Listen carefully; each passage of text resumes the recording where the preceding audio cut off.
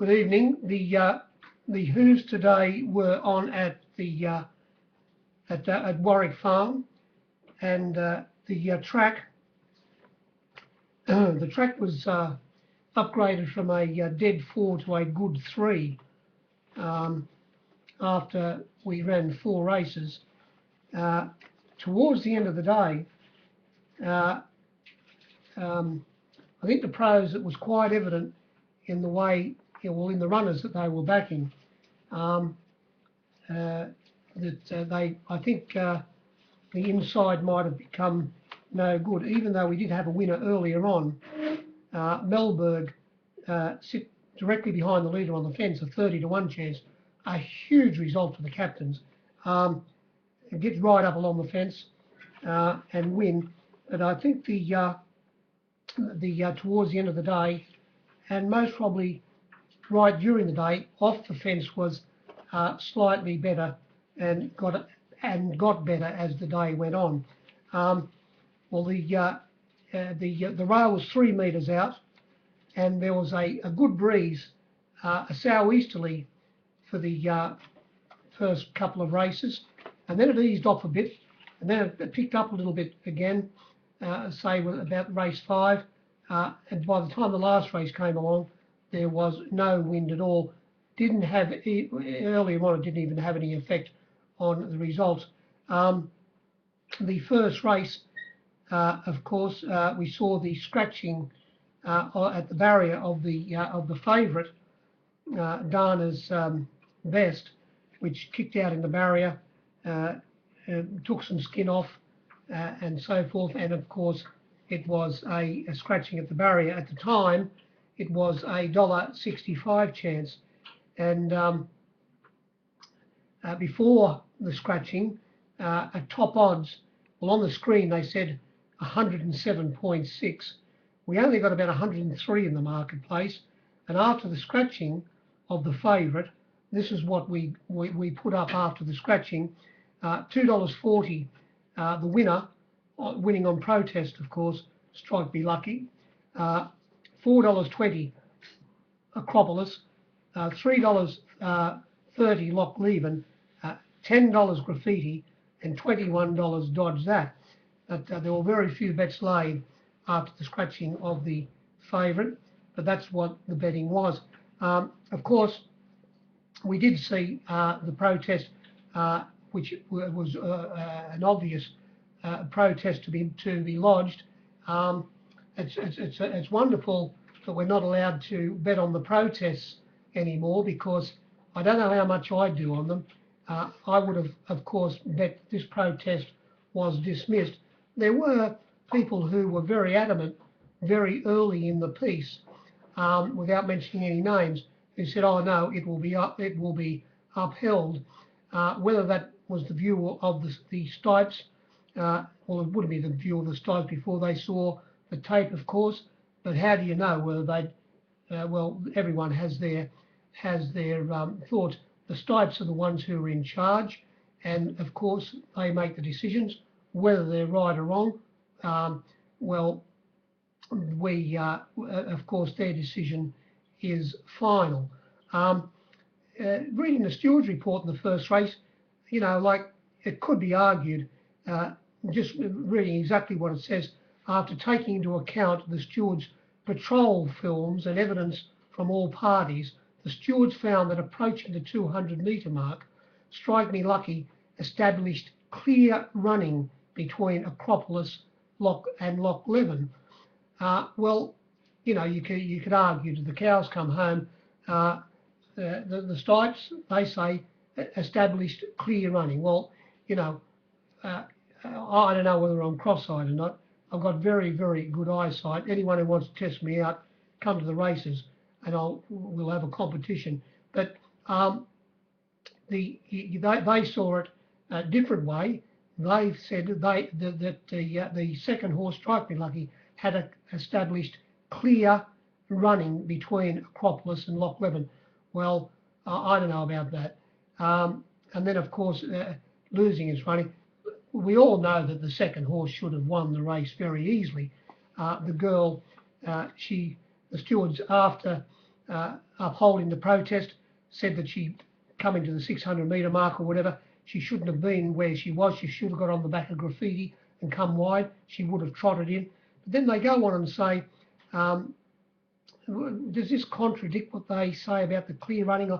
It's got me, it most probably doesn't.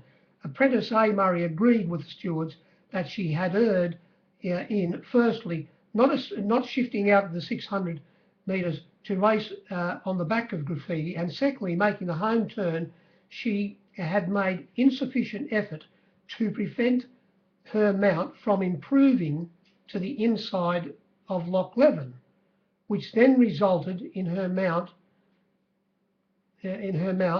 not being able to get to the outside of Loch Leven to improve on straightening. Well, wait there, like,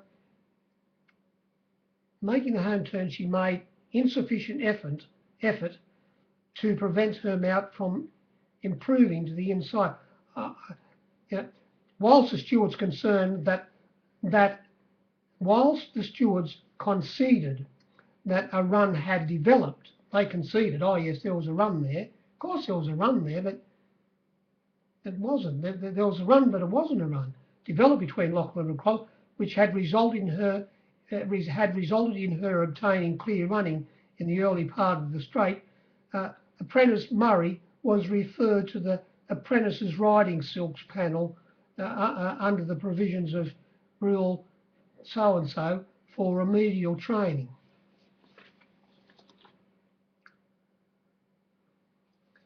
Cracking jokes. Anyway, that was the protest was upheld, and the winner, we put it up a $6 chance, got out to $6.50. The pros had a nice large plate of this. Before the scratching of the favourite, it was into $4.80, clear second favourite. And as I say, when the favourite came out, it was a $2.40 chance and got the race on protest. Race 2, 107.7 on the screen, 103.5 in the marketplace, and this was a result for the captains. I think they might have returned Diamond Jim $7 after we put it up $6. It was $8 begging at the finish, a 7-to-1 chance, a point under. If you were back to best luck or SP, you're not allowed. If you bet best luck or you bet SP, you are not allowed to get the best price. You understand that, of course. So it was written by Nippy Nash, and he let the two leaders in this race, Centre Desert, who Nash was on last start, the Stripes tried to charge him with not riding it out. He showed them what for and said, well, have another look. And they said, oh, yes, oh, we agree with you now. It did ride it out at Gosford. It led in this race. It wouldn't win a race around the Three Sisters of Katoomba. It led with Zeus, who is now going to Melbourne looking for wet tracks, chasing it. Zeus only ran last, Zeus beaten 13.2 lengths. The favourite in this race, looking at the two leaders and letting them do their own thing, even at the 600 metre mark, was Nippy Nash on Diamond Jim, running in third position. On the favourite, Songari, we had horseman Huey Bowman. He settled down in last position where it was always going to be. He made a run around about the 800 metres, going around the other few runners that were well back in the field, coming fairly quickly on the turn. But Diamond Jim, it was who had a bit better footing underneath today than has been running on heavy tracks. It held the favourite easily down to the line to win by 2.8 lengths. Songari running clear second. He went past Martinus, one of the runners he went past down the side. It plugged into third but was beaten 5.3 lengths. Of the runners that Songari has been beating at the provincials, well, due respect to them, they're more or less a team of trotters. And that was about the race. race 3, they said there was 107.1 on the screen, 101 in the marketplace, and this was a good result for the captains. Taranoa won this race, number 9, and it won well. It hung out towards the end of the race. We put it up a 12 to 1 chance, $13, got out to 14, might have even got to $15, came back in and started its opening quote at $13, a 12 to 1 chance. It sat outside the leader, who was Miss Twin Peaks, and Miss Twin Peaks, well, this is some of the 6% that you don't see between the fluck and the marketplace. They returned, they said the best fluck Miss Twin Peaks was $13, a 12 to 1 chance. Well, it was $17 begging no takers. Looking at the leaders was the Avery, well, starting favourite anyway. We're talking about Aussies Love Sport. Oi, oi, oi. How is it going to win with a name like that, Aussies Love Sport? And what about oi, oi, oi? Anyway, oi, oi, oi. It sat forth looking at them with Nippy Nash aboard, and right on its, never leaving it out of his sights, Christian Reith on the second favourite, who opened up the favourite, Complacent. He was drawn he was drawn on the outside of Nash, and they had barriers 10 and 11, and coming to the turn, Christian Reef was easing. He was on Complacent, easing off Aussie's Love heels, and Aussie Love Sports was trying to get around or chase after the winner, Taranaga, who had got past the leader fairly quickly. They got to the middle of the track. As I say, the winner hung out under pressure towards the end of the race, but it held on very well. 0.8, 1.6 were the margins. It would finish up running second, Complacent, and Aussies Love Sport. Oi, oi, oi. It ran third. And it was sensationally backed, as I say, starting favourite. Best luck, they say, was $3.50. Blind Man could have got $3.70. It was $3.70 or even $4 given in the outside ring.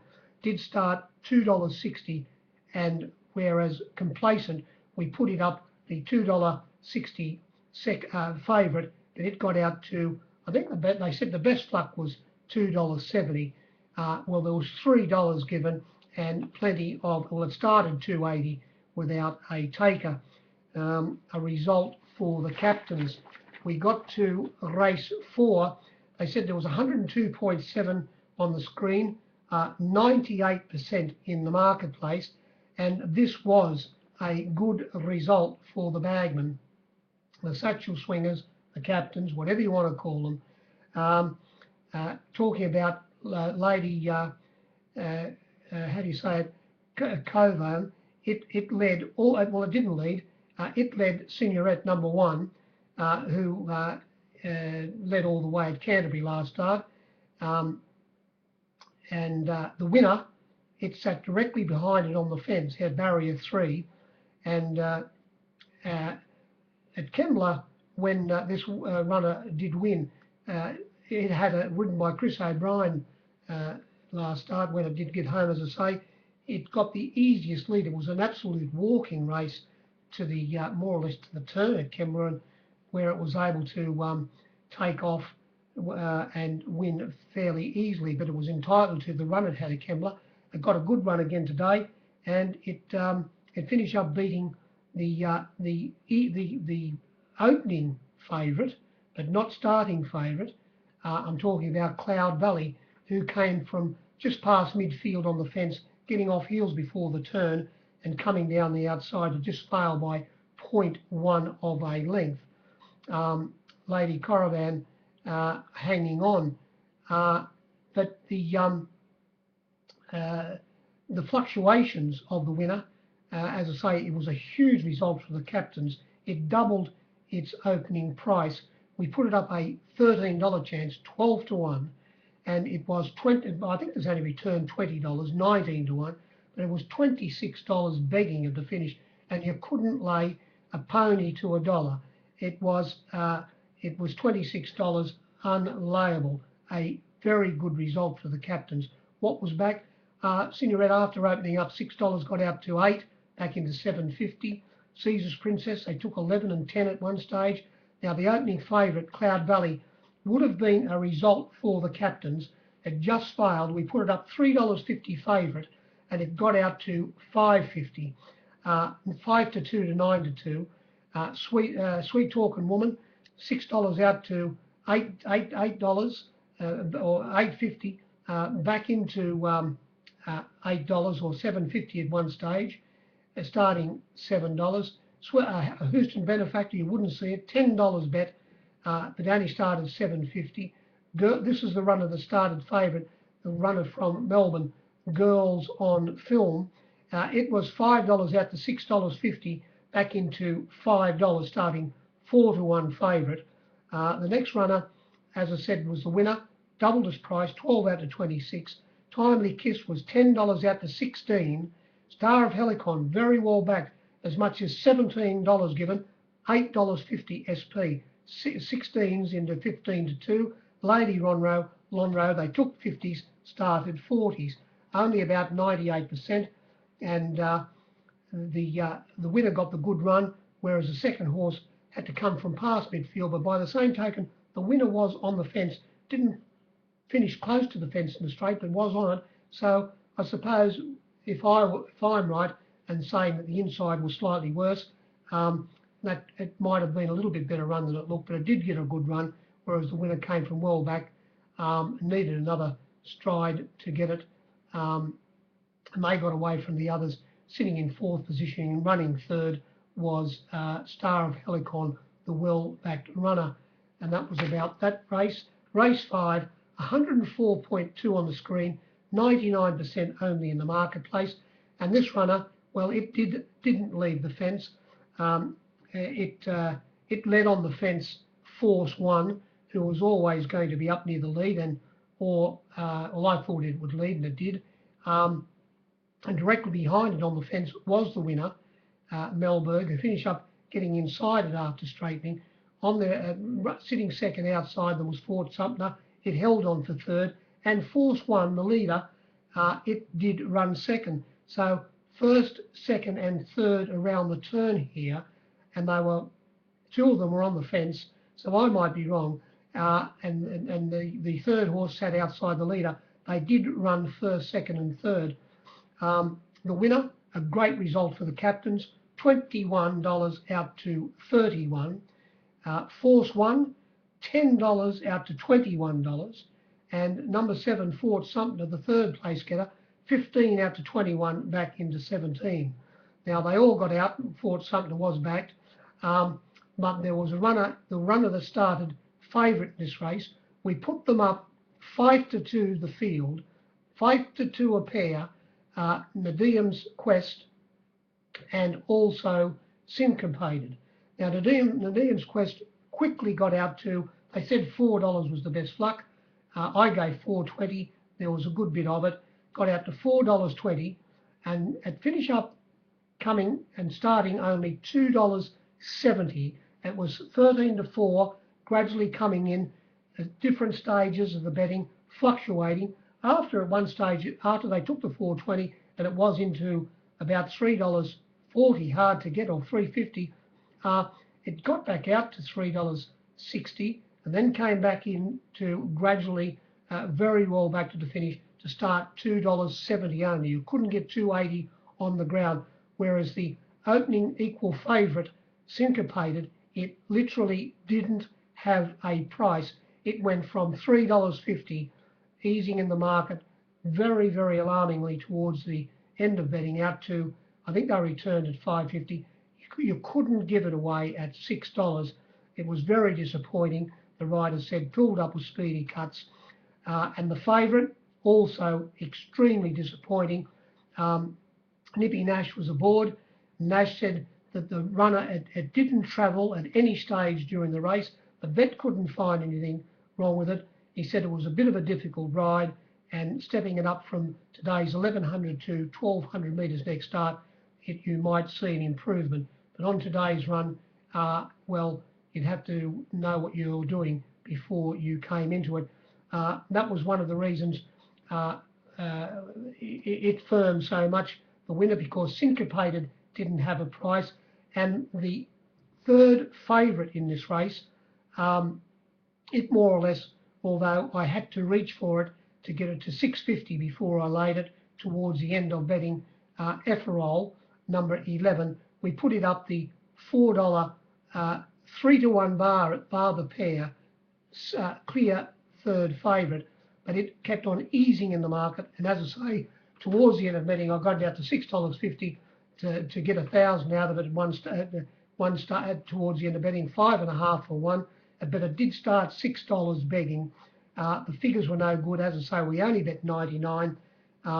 It missed the kick, and it was trapped wide in about 5th position, and it finished up running 4th. It ran a fair race. The favourite making up ground, and that was about the race. Interestingly, the first 3 rounds of the bend in that race ran 1st, 2nd and 3rd. Race 6, 110.1 on the screen, a good 6% less in the marketplace. We did have positive figures, excuse me, positive figures around about 104. This was for the 3-year-olds, and the top weight here and winner was Red Excitement. And this is one reason why I think maybe just for the last 2 races then the outside might have become better, because Red Excitement had 61, 56.5 was the closest to him, so 4.5 kilos, nearly 4.5 kilos to his next weight rival, and that was Target inside, who had 3 off for El Grace, 56.5. This runner sat in about 5th or 6th position, 3 wide, without cover, all the way down the side, and just ambled up to them, turning for home. Well, not so much ambled up to them, but being ridden, but coming up to the leaders fairly quickly, was out in the middle of the track, got past the leaders when they had flattened out, and just kept that winning position all the way down to the line to beat Helvetica, who came from well back in the race along the fence.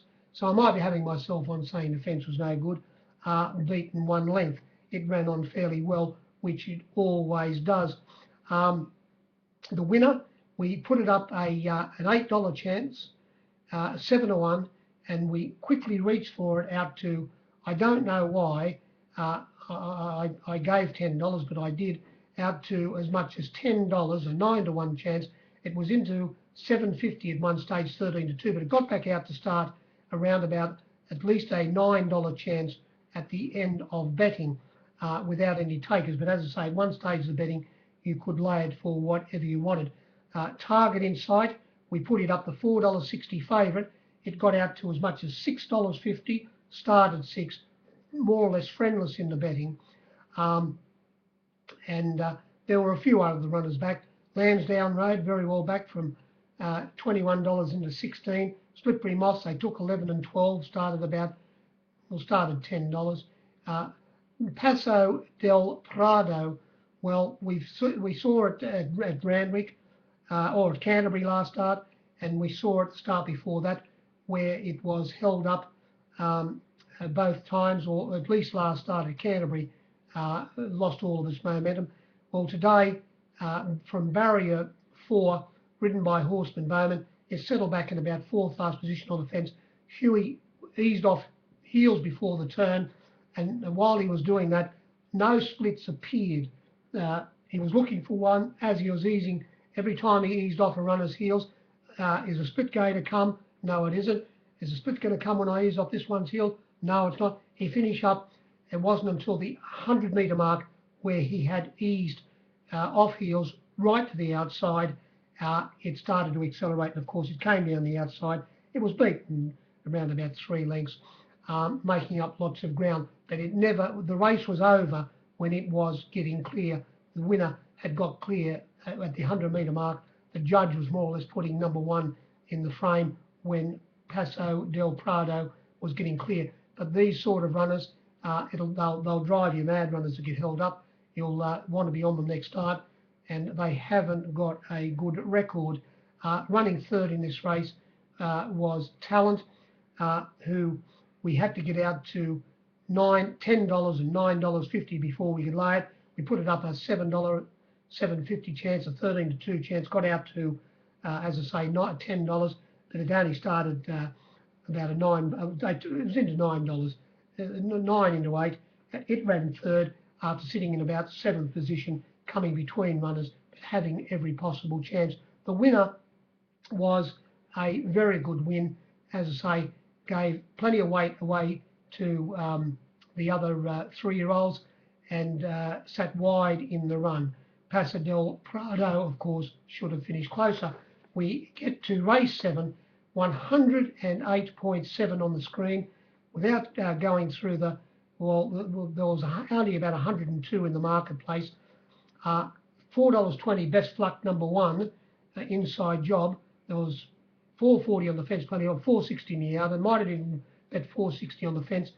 The winner, Sir Burris, best luck, $3.50, was $3.80. No takers at the end of betting.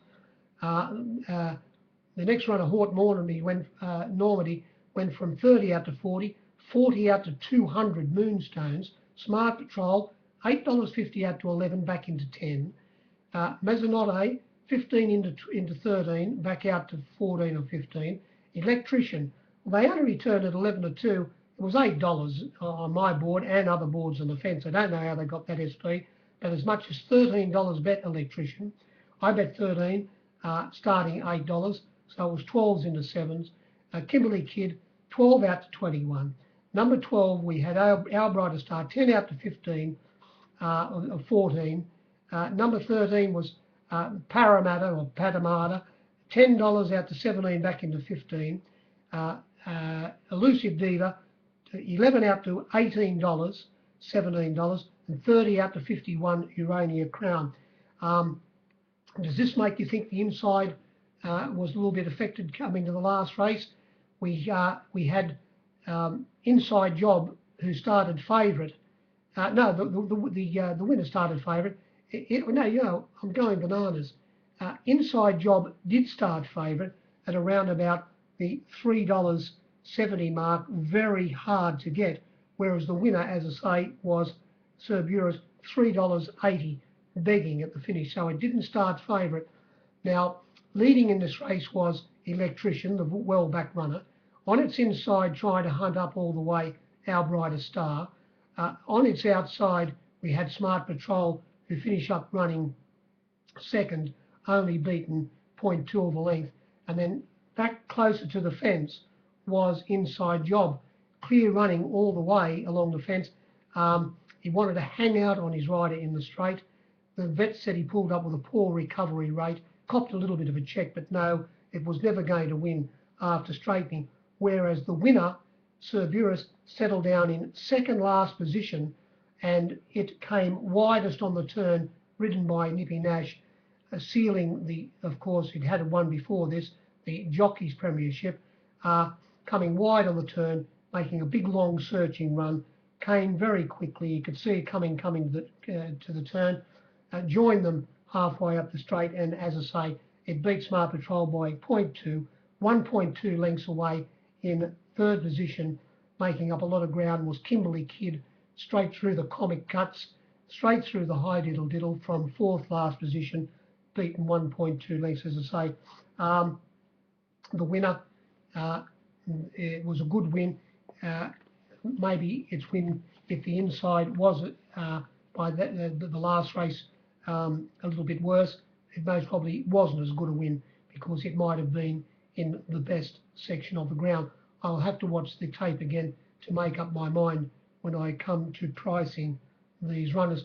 Well, that was about it. Of course, we saw the end of the season today, and Chris Waller, of course, is obviously a very good trainer. Well, he's most probably better than a good trainer. He's right up there with his record will show that he's right up there with at the moment with he's the leading trainer by a long way. It's interesting when Tommy Smith was winning all of his premierships. Of course, well, who knows whether Chris can win 33. He broke Tommy and Gay's record, of course, winning the premiership this year. But whether he can go on for that long would be a Herculean effort. But of course, it's different these days. Tommy, I suppose, he did have, when he was winning his premierships, he always had about 75 or 75 to 80 horses in work and winning the premierships. There were plenty of other trainers that had plenty of runners, but the scale now, the few top stables, Gay and Snowden, of course, and Waller, it does taper off. It tapers off after that. The graph falls dramatically, whereas before it was a bit of a gradual fall. Tommy had more than everybody else, but as I say, only about 75. Whereas Waller these days, what has he got? He might have a couple of hundred horses. Gay's got well 100 or plus, I suppose. So his, but you can't take anything away from it. He is a mighty trainer, and that was about it. And of course, Nippy Nash won the Jockeys Premiership with, unfortunately, Horseman Bowman getting that holiday at a vital stage. But I don't think they're too concerned about jockeys these days who win premierships. That was, as I say, that's about it. I'm not going to. That's the end of these reviews. What I'm going to do from now on is maybe will write a few lines about what happens at the meetings, and we'll go from there. If you bet today, I hope you won. Good evening.